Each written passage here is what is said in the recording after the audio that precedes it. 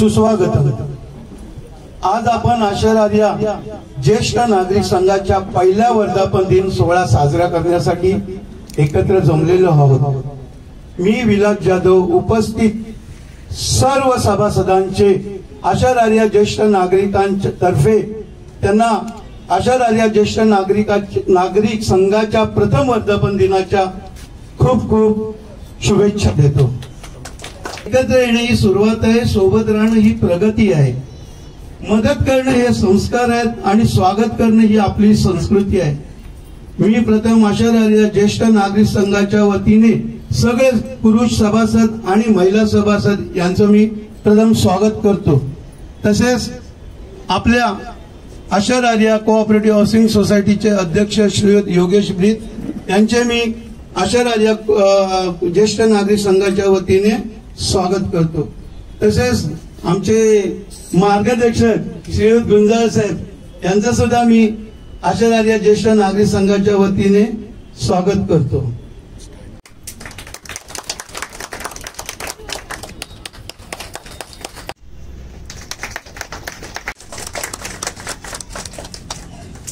आता मी तसेच श्रीयुत योगेश ब्रीत आणि इतर कमिटी सदस्य त्यांनी पुढे येऊन देवासाठी हार अर्पण वगैरे करावं, हे सगळ्यांना पूजा करावी। आता प्लीज आता क्लिअर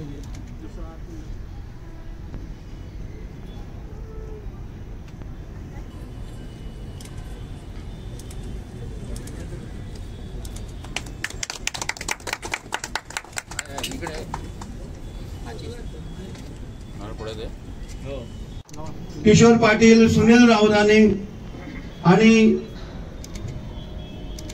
गीताताई झगडे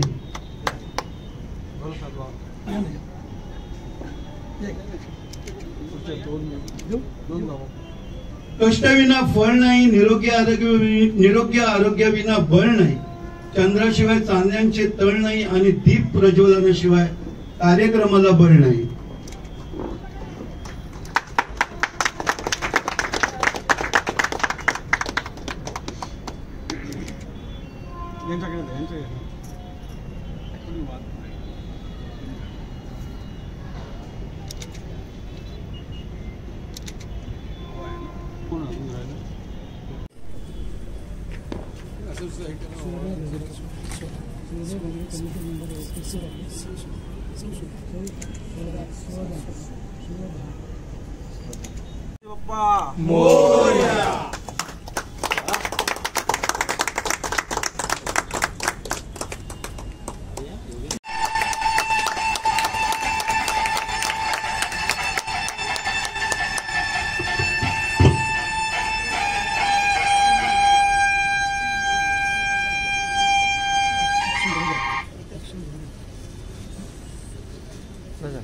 साकार व्हावी, या जन्मदिनांच्या शुभ क्षणांनी आपली सारी स्वप्न साकार व्हावी।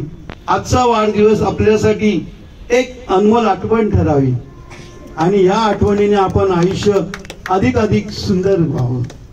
पुन्हा तुम्हा सर्वांना वाढदिवसाच्या खूप खूप शुभेच्छा। या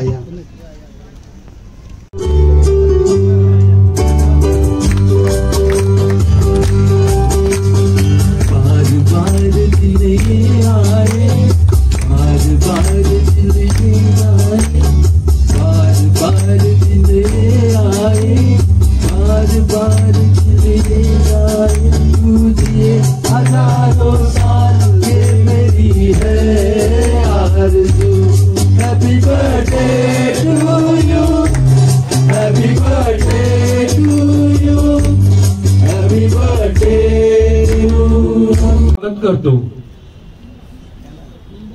उगवत्या सूर्याने नवी दिशा दिसते, उगवत्या सूर्याने नवी दिशा दिसते, बहरत्या निसर्गाने सृष्टी फुलते। तुम्हा सर्व उपस्थितांमुळे हे उजळलेले क्षण दिसतात। आता आपण आपल्या मुख्य कार्यक्रमाकडे वळतोय।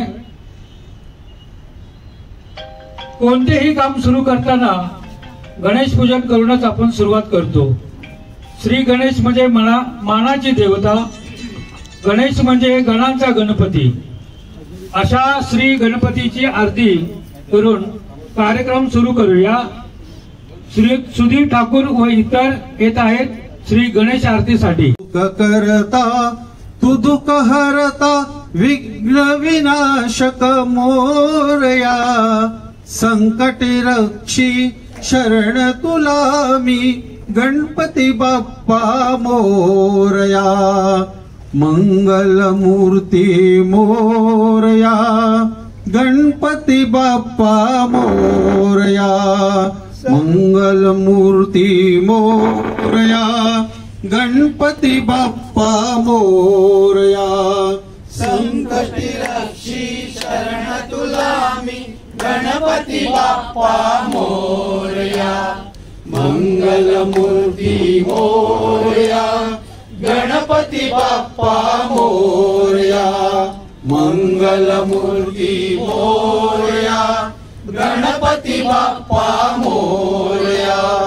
मंगल मूर्ती तू गणनायक, मंगल मूर्ती तू गणनायक। वक्रतुंड तू सिद्धिविनायक, वक्रतुंड तू सिद्धिविनायक।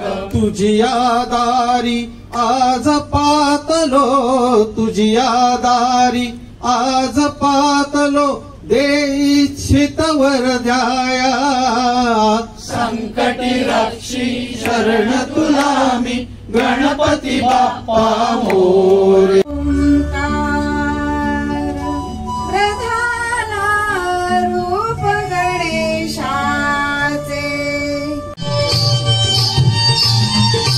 काय ग सखू, काय ग सखू, बोला दाजीबा, अहो बोला दाजीबा। काय ग सखू, बोलू का नको, गडीभर जरा थांबशील का? पण मला तर असं वाटतं की निवृत्तीनंतरचा काळ सुखाचा असं म्हटलं तर त्याच्यामध्ये वावगं असं काही ठरणार नाही। कारण आपल्या वयाची 30 ते 40, 35 ते 40 वर्ष ही आपण आपला संसार, आपली नोकरी, आपला उद्योग हे स्थिर करण्यामध्ये घालवलेली असतात। तदनंतरची 40 ते 60 वयात हा कालावधी आपण मुलाबाळांचं शिक्षण, त्यांची नोकरी, त्यांचा उद्योग व्यवसाय याच्यामध्ये स्थिर करण्यामध्ये घालवलेला असतो। आणि तदनंतरचा 60 वर्षानंतरचा कालावधी हा आपला निवृत्तीनंतरचा कालावधी असतो आणि तो आपण अगदी आनंदाने, सुखाने आणि समाधानाने पार पाडायचा असतो। खरं तर निवृत्त व्हायच्या आधीच, म्हणजे माझा सुद्धा अनुभव सांगते की 8-8 तास आपण घराच्या बाहेर घालवतो आणि निवृत्त झाल्यानंतर आता एवढ्या सगळ्या वेळाचं करायचं काय, हा मोठा यक्ष प्रश्न हा सगळ्यांच्याच समोर उभा राहत असतो। परंतु त्याला आपण यक्ष प्रश्न म्हणू नये, कारण हा जो आपला 60 वर्षापर्यंतचा जो कालावधी गेलेला असतो त्याच्यामध्ये आपल्या बऱ्याचशा इच्छा, आकांक्षा, हौस, मौज या सगळ्या गोष्टींना आपण मुरड घातलेली असते। नमस्कार। 19 एप्रिल 2024 रोजी ज्येष्ठ नागरिक संघाची स्थापना करण्याबाबत पहिली मीटिंग झाली। एकूण ज्येष्ठ 9 उपस्थित होते। त्या 9 उपस्थितांमध्ये एक महिला होती। आज ही संख्या 90च्या आसपास गेलेली आहे। पहिल्या सभेत उपस्थित असलेल्या महिला सभासदांचा तो जन्मदिवस होता। तेव्हापासून सभासदांचे वाढदिवस साजरे करण्याचा प्रारंभ केला। एका महिन्यात ज्या सभासदांचे वाढदिवस येत असतील ते त्या महिन्याच्या शेवटच्या दिवशी साजरे केले जातात। सर्वात जास्त वाढदिवस जून महिन्यात साजरे केले जातात, कारण तुम्हाला सर्वांना माहितच आहे, एक त्यांचा वाढदिवस आणि दुसरा सरकारी वाढदिवस असो।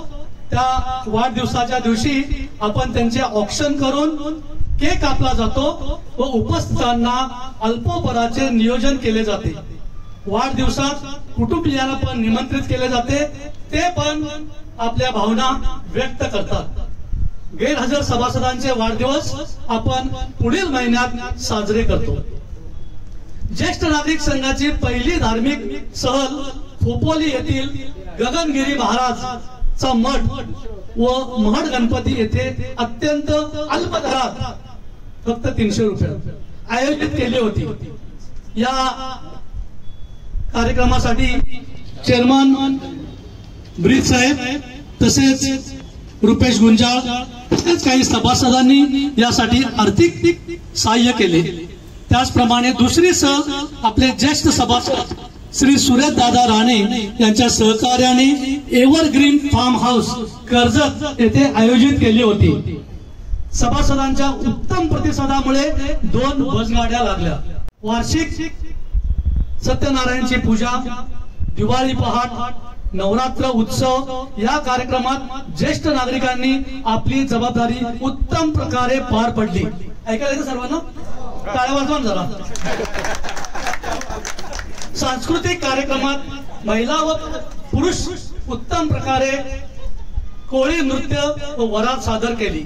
या सर्व कार्यक्रमासाठीच्या खर्चासाठी काही सभासद उत्स्फूर्तपणे आर्थिक सहाय्य करतात. दरमहा सभासदांना काही नवीन उपक्रम सुचवण्यात सांगून त्याप्रमाणे सूचना आल्यास त्यांची पूर्तता केली जाते. ज्येष्ठ नागरिक संघाचा हा वर्धापन दिन आपण मोठ्या आनंदाने साजरा करीत आहोत. 12 महिने कसे गेले ते कळलेही नाही. प्रत्येक महिन्यामध्ये सभासद वाढतच आहेत. आज रोजी 90, लवकरात लवकर 100 होतील. रिटायर झालेली प्रत्येक व्यक्ती ज्येष्ठ नागरिक संघाचे मेंबर होते. एवढेच नव्हे तर रिटायर होण्याच्या अगोदरच ते ज्येष्ठ नागरिकांचे मेंबर होण्यासाठी नंबर लावतात. आजचा उत्साह एवढा भारी आहे की ज्यांनी या वेळेला भाग घेतला नाही त्यांनी ठरवले आहे पुढच्या वेळेला तुम्ही बघाच. आमच्या ज्येष्ठ नागरिक संघाचे एक महत्वाचे वैशिष्ट्य म्हणजे येथे काम करणारे खूप कार्यकर्ते आहेत, पदाधिकारी आहेत, परंतु कोणीही चेअरमन, सेक्रेटरी, खजिनदार नाही. कोणत्याही पदाशिवाय चालणारी आजची ही आशर ज्येष्ठ नागरिक संघटना. धन्यवाद.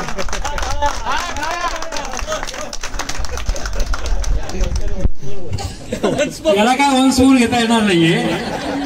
नाही ते गाणं असतात. भूमिकांनी नाट्य क्षेत्र गाजवणारे स्वर्गीय काशीनाथ घाणेकर यांचे विक्रमी प्रेमगीत सादर करण्यासाठी येत आहेत श्री व सौ परब.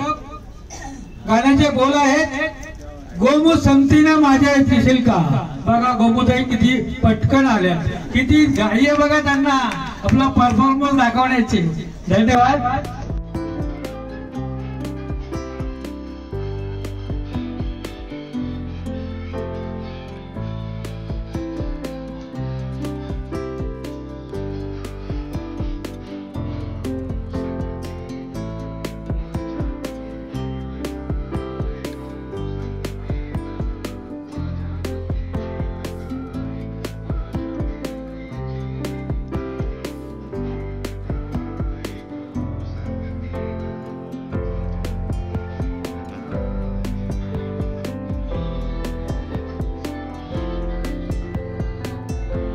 आपल्या हिंदू संस्कृतीमध्ये एक आदर्श म्हणून श्रीरामाला एक वेगळं स्थान आहे. आपल्या हिंदू संस्कृतीमध्ये आदर्श म्हणून एक श्रीरामाला वेगळे स्थान आहे. जीवन जगताना तो आदर्श ठेवूनच आपण वाटचाल करीत असतो. अशा रामाचे स्मरण करण्यासाठी येत आहेत श्रीयुत मालवणकर. गीत आहे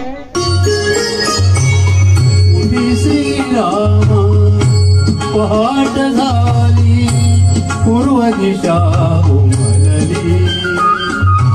मी क्षमा मागते कारण प्रत्येक महिला सासूबाई आणि सुनबाई ह्या दोन्ही क्षेत्रातून ह्या पुढे चाललेल्या असतात. त्यामुळे सुनबाईंच्या संदर्भातलं थोडंसं माझं नाट्यछटेचं वाचन आहे, तरी क्षमस्व आणि मी सुरुवात करते. यांनी लिहिलेलं सुनबाईला आराम ही नाट्यछटा आहे.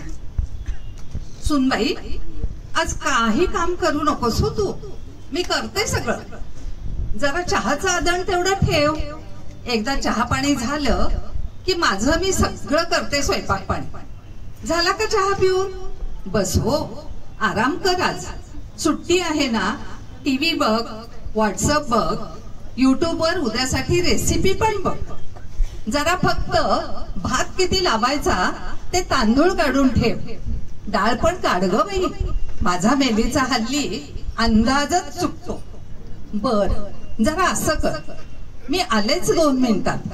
तोर कुकर तेवढा लावून टाक. 4 बटाटे पण लाव हो. बाकी अगदी काही करू नकोस. आज मी अगदी ठरवलंच आहे तुला पूर्ण विश्रांती द्यायची. रोज तुला खूप काम असतं. झाला का कुकर लावून? कोशिंबिरी सारखी काकडी कोचते म्हणतेस? अगं पण मी करीन ना सगळं. बरं चिर हो. मला हल्ली खाल्ली बसलं की उठता येत नाही हो लवकर. आज नाश्त्याला आंबोळा घालीन म्हणते. काय नको आंबोळ्यांचा घाट? पोहेच करूया? नको ग, आंबोळ्या करते हो. जरा त्यासाठी कांदा तेवढा चीर. आणि तुला बसून कंटाळा आला असेल तर थोडा नारळ पण खो. म्हणजे छान चवदार चटणी करते. परवा कसली चटणी केलीस? काही त्याला चव नाही. आता 4 लसणीच्या पाकळ्या सोलून दे, म्हणजे मी चटणी करते. काय म्हणतेस? तूच घालतेस आंबोळ्या? भुकेने कावळे ओरडतायत पोटात. अगं आता मिक्सरला चटणी वाटली, करतेच मी आंबोळ्या.